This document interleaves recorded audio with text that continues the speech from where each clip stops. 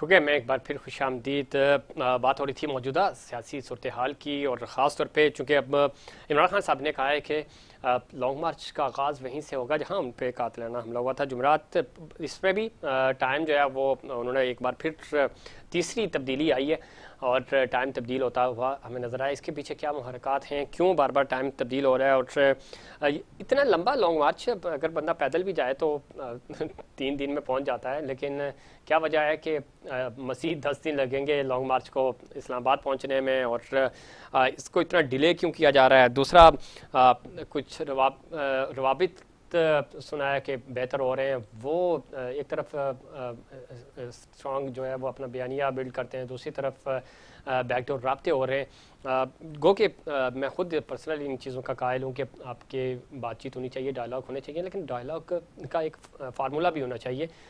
چھپ کر یا رات کے اندھیروں میں بھی ملاقاتیں اچھی نہیں ہوتی، لیکن وسیع تر مفاد میں اگین اگر اس وقت جو سیاسی صورتحال ہے اس میں اگر کوئی پیش رفت ہوتی ہے تو یہ ملک کے لیے بہت اچھی چیزیں ہوں گی. خان صاحب نے ڈاکٹر عارف علوی صاحب کو بھی، جو پریزیڈنٹ پاکستان ہیں، ان کو خط لکھا ہے، مطالبہ کیا ہے تحقیقات کے حوالے سے. رانا ثناء اللہ صاحب کے حوالے سے انہوں نے کہا جی کہ وہ دھمکیاں دے رہے ہیں جان کی، اور اسی وجہ سے ان پہ جان لیوا حملہ بھی ہوا. اس میں وہ نامزد بھی FIR درج ہو گئی، اب وہ نام ڈسکلوز ابھی تک نہیں ہو سکے.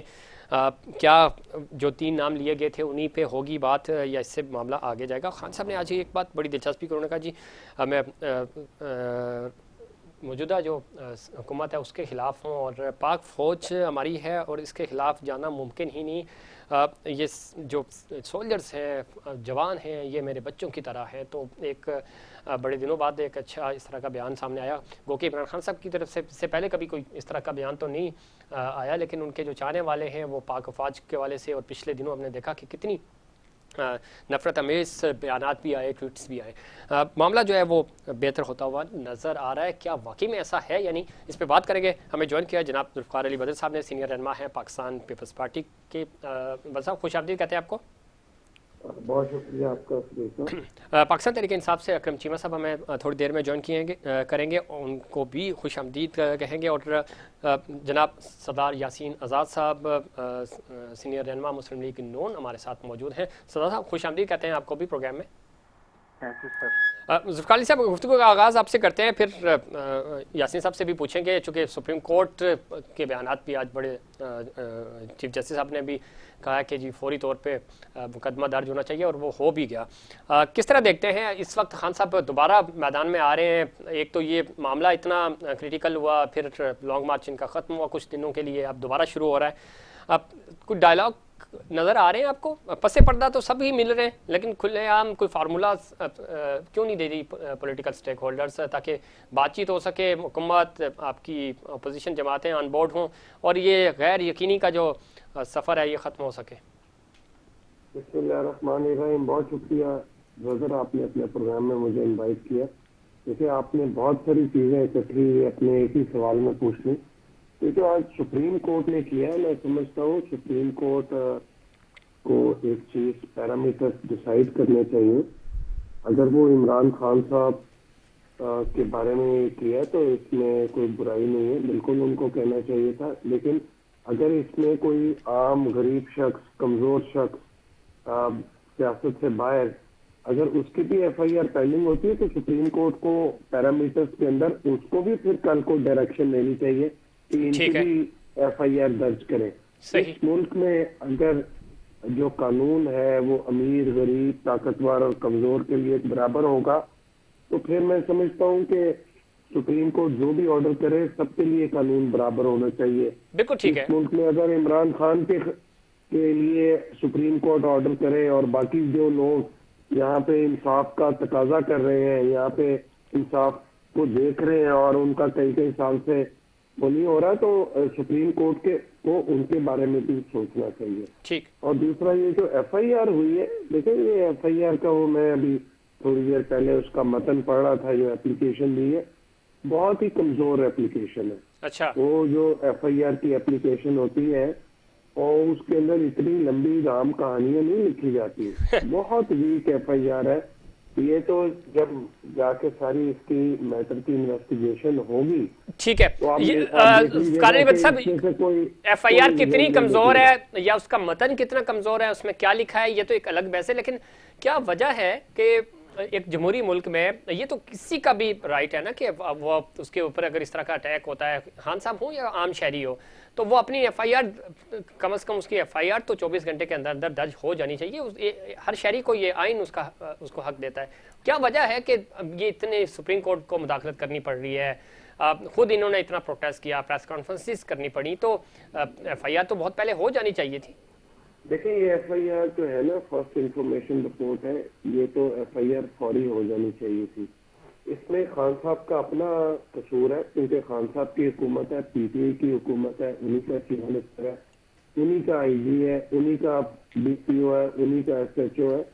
یہ معاملہ ان کے اپنے اوپر جاتا ہے کہ ایف آئی آر کیوں نہیں ہوئی. ذوالفقار احمد صاحب وہ تو یہ کہہ رہے ہیں جی ہمارے جو ہیں ہمارے پاس تو اختیارات ہی نہیں ہے, اور نہ آئی جی ہماری بات سن رہا ہے اور نہ پولیس ہماری بات سن رہی ہے, اور یہی بات وفاقی حکومت بھی کہتی ہے کہ ہم بھی بے بس ہیں, تو پھر حکومت صحیح معنوں میں کر کون رہا ہے؟ سر حکومت خان صاحب ہی کر رہے ہیں. یہ بیسیکلی نوکر باز آدمی ہے, یہ ہمیشہ ہی جھوٹ بولتے ہیں, اور انہوں نے حکومت میں آنے سے پہلے عوام کے ساتھ جھوٹ بولا, ابھی ان کے سارے ساتھ ہماری ہیں, اور یہ لوگ ٹوٹل جھوٹ پلان ہے. اللہ کا ہم شکر ادا کرتے ہیں کہ ان کے اوپر جو حملہ ہوا اس میں یہ بچ گئے, ورنہ تو پتہ نہیں کیا کیا رام کہانیاں آ جانی تھی. دیکھیں اصل بات یہ ہوتی ہے کہ آپ نے کسی بندے کی کوئی بات سننی ہو نا, اس کا پہلے کریکٹر دیکھتے ہیں. آپ وہ دیکھتے ہیں کہ شخص کیسا ہے. جو شخص اپنی بیوی سے جیب میں لیے گھر میں رہ رہا ہو, کریکٹر لیس آدمی ہو, آپ پھر اور اس کو علیم خان صاحب اور جہانگیر ترین صاحب حکومت میں آنے سے پہلے پال رہے ہو, اب اس کو کون پال رہا ہے؟ لیکن اس کے پیچھے بیک گراؤنڈ بندے کا یہ تو ذوالفقار بٹ صاحب آپ تو بالکل ذاتی باتیں کر رہے ہیں نا, یہ تو اگر ایسا ہے تو باتیں کر رہا ہوں, میں حقیقت کی بات کر رہا ہوں, میں کریکٹر کی بات کر رہا ہوں, میں کسی کی ذات کی بات نہیں کر رہا. سر کریکٹر سرٹیفکیٹ ان کو ملا تو سنیں نا سر, میں یہی کریکٹر سرٹیفکیٹ ملا تو وزیر اعظم بنے نا سر. کریکٹر سرٹیفکیٹ جو ہے نا وہ ملنے کے بعد وزیر اعظم نہیں بنے. آج جن اداروں کے خلاف بول رہے ہیں وہی ادارے انہی کی گود پہ یہ بیٹھ کے آئے ہیں. ارے تو انہی کی گود میں آج آپ بھی بیٹھے ہوئے ہیں, تو پھر اس کا مطلب ہم یہ بھی سمجھیں. ہم کبھی نہیں بیٹھے, نہ آج بیٹھے نہ کبھی پہلے بیٹھے تھے. پہلے تو نہیں بیٹھے تھے سر, پہلے نہیں بیٹھے تھے, آج آپ بیٹھے ہوئے ہیں. ہم اداروں کی عزت کرتے ہیں, نہیں بیٹھنا نہیں ہے, اداروں کی عزت کرتے ہیں. آئین اور قانون کے دائرے کے اندر رہ کے وہ اپنا رول پلے کر رہے ہیں, اور حکومت اپنا رول پلے کر رہی ہے. اگر آپ کو یہ لگتا ہے, ادروائز اگر آنا ہی ہوتا تو پھر ہمارے پاس اور بڑے راستے تھے. ساری زندگی سے ہم دیکھتے ہیں, بچپن سے دیکھتے آئے ہیں, بہت سارے موقع تھے اس طرح حکومتیں کرنے کے اور حکومتوں میں آنے کے. بات خان صاحب کی ہو رہی ہے, خان صاحب پہ رہے. اصل بات نہیں, خان صاحب پہ وزیر ان کا نمائندہ آ جائے گا تو میں ان کا پوائنٹ آف ویو بھی لوں گا, وہ کریں گے. آپ بالکل ان کا پوائنٹ آف ویو لیجیے گا, لیکن میں جو آپ کو بات بتا رہا ہوں آپ کے سوال کے اندر, دیکھیں اصل بات یہ ہے کہ یہ جو اداروں پہ تنقید کر رہے ہیں اور دوسری طرف کہہ رہے ہیں کہ فوجی میرے بچے ہیں, وہ جو جوان ہیں میرے بچے, دیکھیں یہ کانٹرڈکٹری نہیں ہونی چاہیے. اداروں کو بھی ڈومین میں رہنا چاہیے, اور پولیٹیکل پارٹیز کو بھی جو ہے وہ ریڈ لائن کراس نہیں کرنی چاہیے. ہم تو آپ سے متفق ہیں, اور ماضی میں یہ چیزیں آپ کی طرف سے بھی دوسری پولیٹیکل پارٹیز کی طرف سے بھی ہوتی رہی ہیں. پروگرام کے اندر پہلے بھی یہ بات کہہ چکا ہوں, آج پھر دہرا رہا ہوں. دیکھیں ضرورت اس عمر کی ہے اس وقت میں جی کہ پاکستان کے اندر تمام پولیٹیکل سٹیک ہولڈرز, تمام پولیٹیکل فورسز, تمام political leadership including all political party جی اور انکلوڈنگ اسٹیبلشمنٹ ٹیبل پہ بیٹھ جائیں, دوبارہ سے پاکستان کے بارے میں بالکل ایسا ہی ہونا چاہیے. ذوالفقار علی بھٹی صاحب میں نے انٹرو میں آپ سے یہی بات کی, اور یہ آج سپریم کورٹ یہ بات کہہ رہی ہے, جسٹس صاحب, چیف جسٹس صاحب یہ بات کہہ رہے ہیں کہ آپ لوگ پارلیمان کو مضبوط بنائیں, وہاں فیصلے کریں, آپ پولیٹیکل سٹیک ہولڈرز ہیں, لیکن وہ چیزیں ہمیں ہوتی ہوئی نظر نہیں آ رہی. لائن پر یہ کہ میں ذرا نہیں آ رہی, ایک سیکنڈ میں آپ کو آپ کی بات بتا دوں. اس کے پیچھے خان صاحب جب حکومت میں تھے تو اس ٹائم کی اپوزیشن میں نہیں کرتے تھے. اچھا, آج وہ صوبوں میں حکومت میں ہے تو وہ ٹھیک ہے, لیکن حل تو نکلنا چاہیے نا. وہ بات آپ کی, میں سر آپ کی بات مانتا ہوں, لیکن اس کا حل تو چاہیے نا. لچک کا ہونا بڑا ضروری ہے, میں مانتا ہوں اس بات کو. لچک کیوں نہیں آ رہی اس پہ بات. جی میں آؤں گا, ذوالفقار صاحب آؤں گا. میں ذرا یاسین صاحب سے پوائنٹ آف ویو لے لوں. یاسین صاحب, آپ ظاہر ہے سپریم کورٹ کے کے معاملات کو سمجھتے بھی ہیں، اور خاص طور پہ آج سپریم کورٹ چیف جسٹس صاحب نے جو بات کی، ظاہر ہے بہت ساری چیزیں ہیں جو ڈومین کی بات ہوتی ہے، تو ڈومین سے جب آپ باہر نکل کے کام کرتے ہیں تو وہ ظاہر ہے آپ کے خلاف جاتا ہے، بہت ایشوز پیدا ہوتے ہیں، اور یہ پاکستان کی تاریخ کا بدقسمتی سے یہ خاصا رہا۔ آج بھی وقت ہے پولیٹیکل سٹیک ہولڈرز مل بیٹھے ہیں، اور جب ہم سہارے ڈھونڈتے ہیں اور سہارے لیے جاتے ہیں، شاید چیف جسٹس صاحب یہی بتانے کی کوشش کر رہے تھے کہ آپ ہمارے پاس آتے ہیں پولیٹیکل پارٹیز تو ہم کوئی فیصلہ کرتے ہیں، اس میں اگر کوئی 19-20 بھی ہوتا ہے تو وہ ظاہر ہے کسی ایک کے خلاف تو جاتا ہے، تو جس کے بھی خلاف جاتا ہے وہ اداروں کے خلاف ہو جاتا ہے۔ پولیٹیکل سٹیک ہولڈرز، ہماری اسٹیبلشمنٹ، عدلیہ، میڈیا، تمام جو ہمارے بڑے ادارے ہیں، ان کو ظاہر ہے اپنے اپنے ڈومین میں رہنا ہوگا۔ لیکن پچھلے کئی دنوں سے ہم یہ دیکھ رہے ہیں کہ ڈومین تو خیر دور کی بات ہے، بہت ساری دیواریں پھلانگی جا رہی ہیں، کراس کی جا رہی ہیں۔ آپ کس طرح دیکھتے ہیں یہ پورا سیاسی ماحول کس طرح بہتر ہوگا؟ شدت پسندی اتنی ہے کہ کوئی بھی بندہ، کوئی بھی لیڈر ایک دوسرے کی بات کو سچ ماننے کو تیار نہیں ہے۔ سپریم کورٹ کنٹروورشل اس کو بنایا جاتا ہے، آرمی کنٹروورشل اس کو کیا جا رہا ہے، پارلیمنٹ تو بیچاری خود یہ ادھر ادھر گھوم رہے ہیں، ہم نے پنجاب میں بھی دیکھا، اور ابھی پچھلے 6 مہینے آپ کے سامنے ہی ہیں۔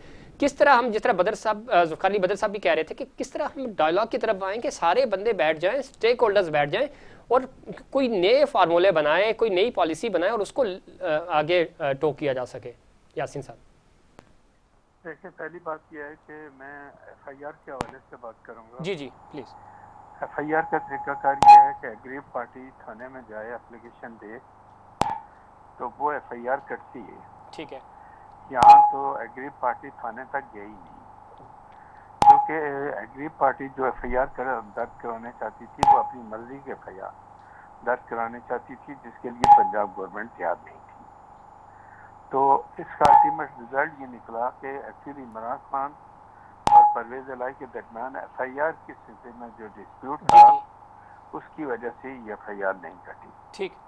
اب چونکہ یہ معاملہ سپریم کورٹ میں ایک دوسرے معاملہ میں کیس چل رہا تھا، جی تو آنریبل سپریم کورٹ نے یہ جب دیکھا، اور جب ایک چیف سیکرٹری یا آئی جی یہ کہہ دے کہ ایف آئی آر اس لیے نہیں کٹی کہ پنجاب گورنمنٹ ہمیں ایف آئی آر کٹنے کی اجازت نہیں دے رہی تھی، ایسی صورتحال میں اگر ہم سپریم کورٹ میں مداخلت کی تو وہ بالکل جائز مداخلت کی۔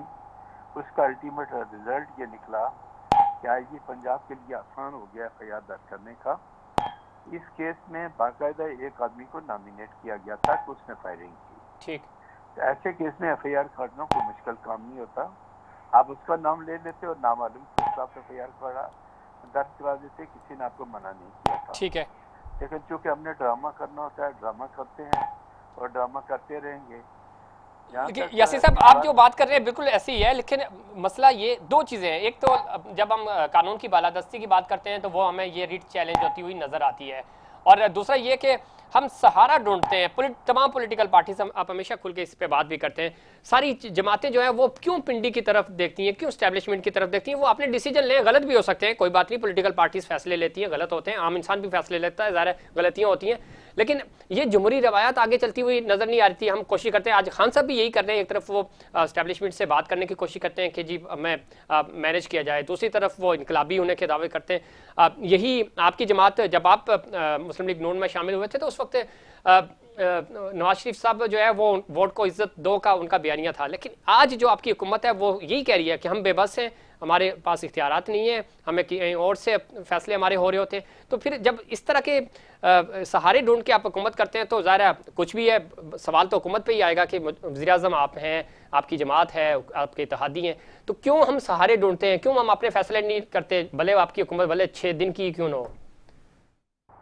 دیکھیں، جہاں تک میں نے اپنی زندگی میں دیکھا، میری عمر بھی اب کافی ہو گئی ہے، جس انداز سے سابق وزیر اعظم اسٹیبلشمنٹ کو برا بھلا کہہ رہے ہیں، جس حساب کتاب سے سابق وزیر اعظم عدلیہ کو برا بھلا کہہ رہا ہے، جس حساب کتاب سے سابق وزیر اعظم پارلیمنٹ کو برا بھلا کہہ رہا ہے، جی میں نے تو ماضی میں یہ چیز نہیں دیکھی۔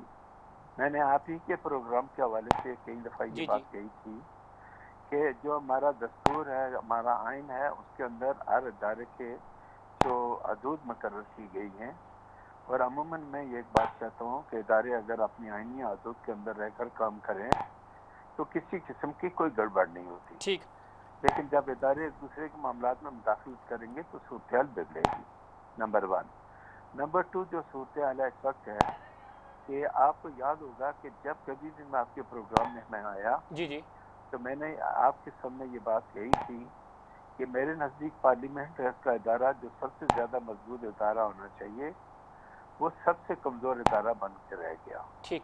اسی طرح میں وقتاً تو اس میں یاسین صاحب قصور کس کا ہے؟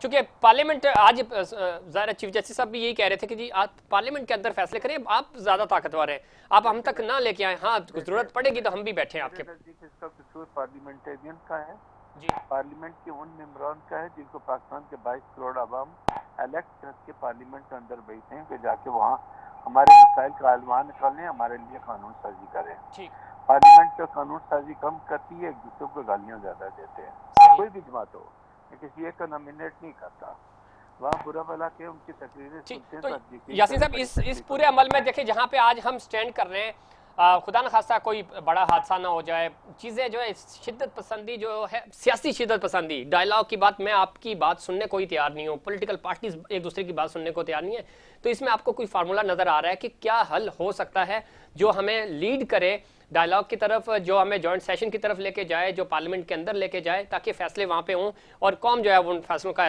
احترام کرے، پولیٹیکل سٹیک ہولڈرز ان کا وہ کرے، اور نہ صرف پولیٹیکل سٹیک ہولڈر بلکہ ہماری اسٹیبلشمنٹ بھی ان کو سپورٹ کرے۔ پہلے یہ صاف کہہ دیا کہ مارشل لا آتا ہے تو آنے دو، اس کا مطلب یہ ہو گیا کہ سابق وزیر اعظم یہ ہے نہیں چاہتا کہ شہباز شریف کی حکومت ہو، مولانا کی حکومت ہو یا کسی اور کی ہو، وہ مارشل لا کو برداشت کرنے کے لیے تیار ہے۔ لیکن انہوں نے یہ کہا تھا کہ مارشل اللہ ہی ہے، وہ کہتے ہیں مشرف سے بھی بدتر حالات ہیں اس وقت، تو اور کیا مارشل اللہ لگے گا، وہ تو یہ کہہ رہے تھے۔ سر تھوڑی سی بات سن لیں، جی جی، وہ کہتے ہیں، وہ تو بہت کچھ کہتے ہیں، ان کا کہنا سنتے سنتے میں اب تنگ آ گیا ہوں، جب وہ ٹی وی پہ آتے ہیں تو میرا جی نہیں چاہتا کہ میں ٹی وی آن کر کے کوئی چیز سنوں۔ ٹھیک، جہاں تک اس چیز کا تعلق ہے، وہ کیا کہتے ہیں اس بات کو تو چھوڑ دیں، 4 سال تک تو وہ مسلسل یہی کہتے رہے کہ میں اور اسٹیبلشمنٹ ایک پیج میں ہیں، جی جنرل باجوہ جیسا اچھا آدمی میں نے آج تک کوئی نہیں دیکھا، جنرل باجوہ ایک جمہوری پسند آدمی ہیں، ان کی جتنی بھی تعریفیں کی جائیں کم ہیں، یہی عمران خان کہا کرتے تھے، اور آج وہی عمران خان، آج میں نے تھوڑی دیر پہلے ایک خبر دیکھی کہ انہوں نے کہیں باجوہ صاحب کو ایک لیٹر لکھا کہ ملنے کا یا کیا ہے، تو انہوں نے معذرت کر لی ان سے۔ تو سوال یہ پیدا ہوتا ہے کہ ہم فوج کو تو خود دعوت دیتے ہیں نا سر، ایسا ہی ہے، جب فوج کو جب دعوت دیں گے تو فوج آئے گی۔ میں یہ کہتا ہوں کہ آپ نے اتنی قابلیت ہونی چاہیے، ہمارے سیاستدانوں میں اتنی قابلیت ہونی چاہیے، ہماری پارلیمنٹ اتنی مضبوط ہونی چاہیے کہ ان کو کسی سارے کی ضرورت نہ پڑے۔ بالکل ٹھیک کہہ رہے ہیں آپ، لیکن سر یہ انیشیٹو نہیں لیا جا رہا، حالانکہ ہمارے سیاسی جو لیڈرشپ ہے اس میں کوئی کمی نہیں ہے، وہ یہ لیڈ کر سکتے ہیں، پاکستان کو لیڈ کیا ہے، لیکن کیا وجہ ہے کہ ہم ڈر کے فیصلے کرتے ہیں، ہم تھوڑا سے سہارے ڈھونڈتے ہیں اور کھل کر سامنے کیوں نہیں آتے؟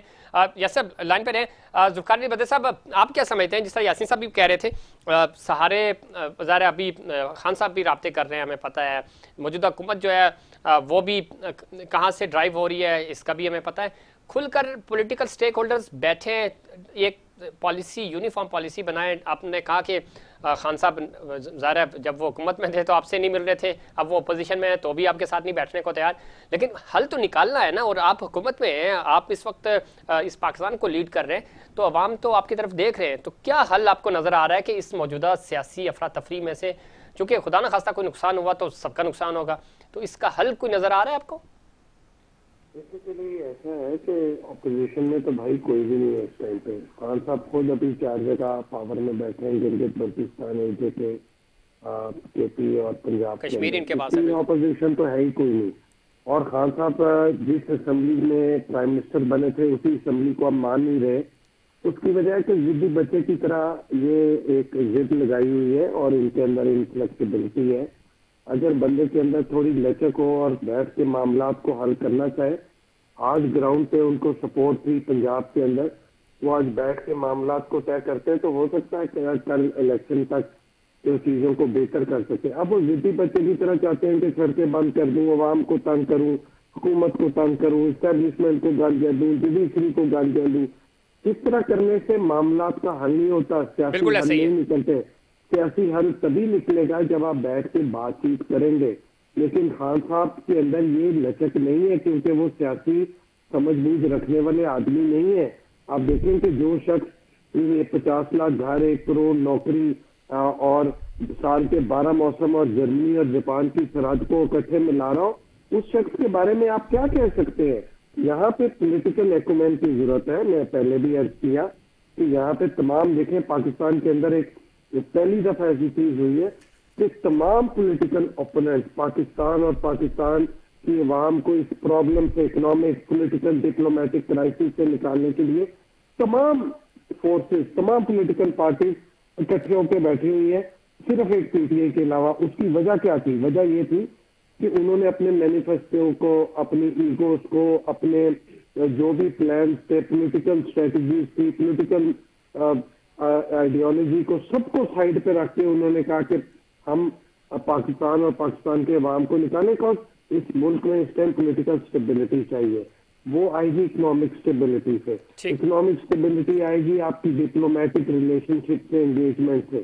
آپ دیکھیں خان صاحب جب حکومت میں تھے, امریکہ ان کا فون چھوڑنے کو تیار نہیں تھا, پریزیڈنٹ آف امریکہ. سعودی عربیہ اور مڈل ایسٹرن کنٹریز تعلق چھوڑ گئے. آپ کو چائنا نے چھوڑ دیا, ترکی نے چھوڑ دیا, یورپی یونین نے چھوڑ دیا, آپ کو متعدد دنیا کے ملکوں نے آپ کے ساتھ ڈپلومیٹک انگیجمنٹ چھوڑ دی, اور آپ ایک ڈپلومیٹکلی آئسولیشن میں چلے گئے. وہ پھر یہ حکومت آئی, بلاول صاحب نے آ کے اس ڈپلومیٹک انگیجمنٹ کو سٹارٹ کیا, اور اس کے بعد نمبر آف فورمز میں جا کے دنیا کے ساتھ انگیجمنٹ کیا. جرمنی بھی کشمیر کے لیے آواز اٹھا رہا ہے, اور جس پہ انڈیا ٹھیک رہا ہے. اب دیکھیں کہ جس ٹائم پہ مودی کا الیکشن تھا تو یہ کہتے تھے مودی آئے گا تو پاکستان کے حالات بہتر ہو جائیں گے. مودی نے آتے ساتھ ہی غالب صاحب بالکل ٹھیک کہہ رہے ہیں آپ. انہوں نے کہا تھا اور قبضہ کر لیا, کشمیر پہ قبضہ کرا دیا, اور پھر پارلیمنٹ میں کھڑے ہو کے کہتے ہیں کہ جی مجھے بتائیں میں کیا کروں.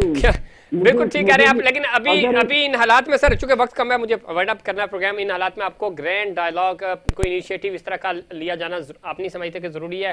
تمام پولیٹیکل پارٹیز جن کی نمائندگی قومی اسمبلی میں ہے یا نہیں ہے, لیکن وہ الیکشن کمیشن میں رجسٹرڈ ہے, ان سب کو بلائیں, ایک آل پارٹی کانفرنس ہونی چاہیے تاکہ ہم بہتر حل کی طرف جا سکیں, ان نامساعد حالات سے نکل سکیں.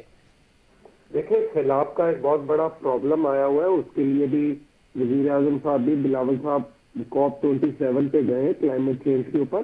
یہ جو آپ بات کر رہے ہیں یہ بڑی ضروری ہے. دیکھیں میں تو متعدد دفعہ کہہ چکا ہوں, ابھی بھی کہتا ہوں کہ تمام پولیٹیکل سٹیک ہولڈرز اور فورسز کو اکٹھے ایک ٹیبل پہ بیٹھنا ہے اور مسئلے کا حل نکالنا ہے. لیکن اگر کوئی ضدی بچہ, اممیچور بچہ جو کہ پولیٹیکلی میچور نہ ہو, وہ کہ جی میں نے آ کے بیٹھنا نہیں ہے, مجھے آپ بتا دیں, آپ اپنے گھر کے اندر اپنے کسی بچے کو کہیں کہ بیٹا ادھر آؤ, میں تمہیں بالکل ٹھیک کہہ رہے ہیں زکالی بدر صاحب. لیکن ضدی بچے کی آپ کو بند کر لیں, آپ ضدی بچے کی انا میں تو ملک کا نقصان نہیں کر سکتے نا. ہمیں تو اس کا حل ڈھونڈنا ہوگا, ضدی بچے کو کیسے منانا ہے یا کیسے ہٹانا ہے, یہ ساری چیزیں بھی ظاہر آپ کے پاس ہی ہیں. اگر ٹیبل پہ نہ آئے ضدی بچہ تو آپ سے وہ ضدی بچہ اپنا نقصان کرتا ہے نا. میں وہی کہہ رہا ہوں, لیکن ملک کا نقصان نہیں ہونا چاہیے, بچے کا نقصان ہوتا ہے تو ہوتا رہے. یاسین صاحب وقت چونکہ ختم ہو رہا ہے, آپ اس پہ ایڈ کیجئے گا کہ کس طرح ہم ڈائلاگ کی طرف آ سکتے ہیں. جس طرح ذوالقاری صاحب بتا رہے ہیں کہ نہیں آ رہے خان صاحب ڈائلاگ کی طرف. ہم نے دیکھا گرینڈ ڈائلاگ کی بات ہوئی اور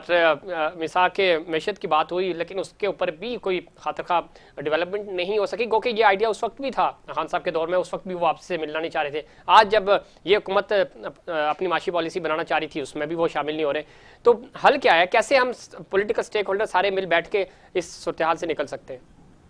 دیکھیں پاکستان کو مشکل صورتحال سے نکالنے کے لیے, پاکستان جو معاشی طور پر تباہ برباد ہو چکا ہے, اس کو باہر نکالنے کے لیے پاکستان کی تمام سیاسی جماعتیں اپنی اختلافات کو ختم کر کے پارلیمنٹ کے اندر جا کے اپنی نمائندگی کریں اور ایک متفقہ طور پر فیصلہ کریں کہ ہم نے پہلے پاکستان کو بچانا ہے, پاکستان کو معاشی صورتحال سے باہر نکالنا ہے, پاکستان کے 22 کروڑ عوام جن کا کالج سے دوچار ہیں اس کو دور کرنا ہے, پاکستان کے استحکام کے لیے کام کرنا ہے تو سب کچھ ممکن ہے. ممکن ہے بالکل. پاکستان کے استحکام کے لیے سب کو پولیٹیکلی اور جو جتنے بھی ہمارے ادارے ہیں ان کو آن بورڈ ہونا ہوگا اور وسیع تر مفاد میں اپنے ایگو کو سائڈ پہ رکھ کے پاکستان کا سوچنا ہوگا. بہت شکریہ آپ دونوں مہمانوں کا. پروگرام کا وقت ختم ہوا. ناظرین یہ تھا ہمارا آج کا پروگرام. امید کرتا ہوں دیگر پروگرامس کی طرح آج کا پروگرام بھی آپ کو پسند آئے گا. مجھے اور انسائٹ پاکستان کی پوری ٹیم کو دیجیے اجازت. اللہ نگہبان.